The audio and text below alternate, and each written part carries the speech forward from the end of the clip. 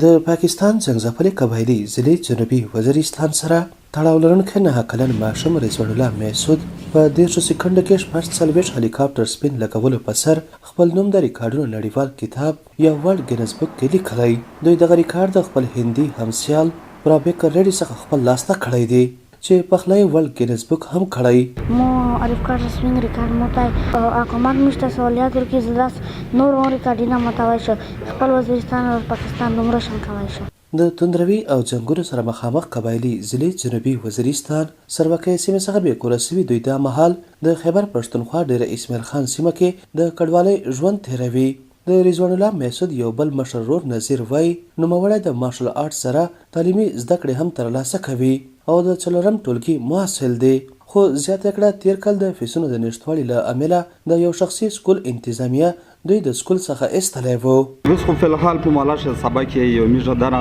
مالی غانشته کنه چې دای میشه سکول تا ګټ کی او میشه وزیرستان شه د شتګردې ډېر متاثر یې کنه هغه نرغلی د مزید ډېر شوق تای کنه بدامن دی او ډېر ټیلنټ تای پکښه او کده بنده مهنت وشي مزید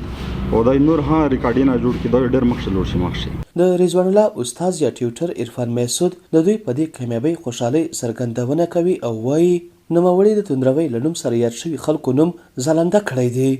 عرفان محسود زیاتوي په خپله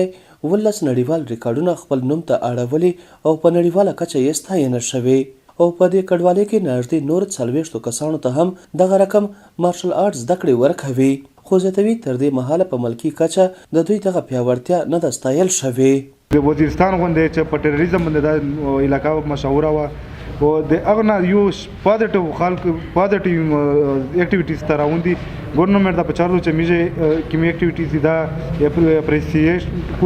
اپریسیشن یې وشي او افیشلی تور باندې چې وشي و دا سره لکه کوم د میږي وړ کې دي د سپانسرشپ ملاو شي چې د کله انټرنیشنل فایټینګ ته درېمي یا نېشنل لیول ته درېمي د سره ډېر شمو کیوي خو د پیسې واجنه د سپانسرشپ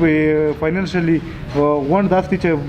غریب طبقه سره دي د یا موکې ځای شي. رضوان الله محسود ته په دغه پیاوړتیا د پېښور کور کمانډر شاهین مظر لخوا د مالی امداد ترڅنګ په پوځي سکول کې فری یا وړیا تعلیمي زده کړې ورکولو ژمنې هم شوې دي. عدنان بیټنی ډیوا ډیره اسماعیل خان.